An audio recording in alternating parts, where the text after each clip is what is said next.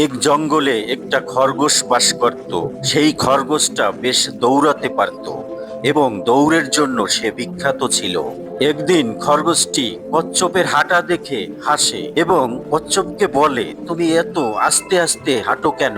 এবং এটা নিয়ে খরগোশ বেশ মজা করে।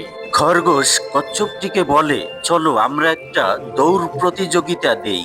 কচ্ছপ রাজি হলো। সেই দৌড় প্রতিযোগিতার রেফারি হলেন শিয়াল। জঙ্গলের অন্যান্য প্রাণীরাও এই প্রতিযোগিতা দেখার জন্য আসলেন। শুরু হলো কচ্ছপ এবং খরগোশের দৌড় প্রতিযোগিতা।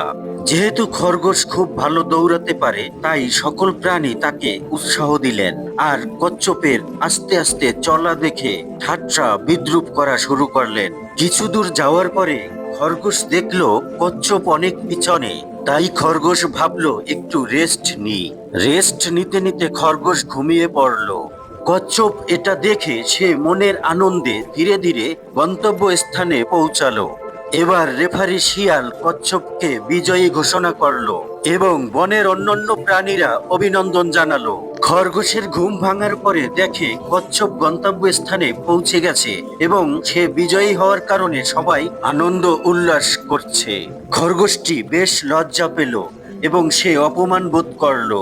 রেফারি শিয়াল এবং অন্যান্য প্রাণী কচ্ছপকে ফুলের তোড়া দিয়ে অভিনন্দন জানালো। অন্যান্য সকল প্রাণী কচ্ছপের কাছে এসে জিজ্ঞেস করলো, তুমি এত আস্তে আস্তে হাঁটো, তারপরও তোমার এই বিজয়ের রহস্য কি? কচ্ছপ জবাবে বললেন, I never stop, I continue my job.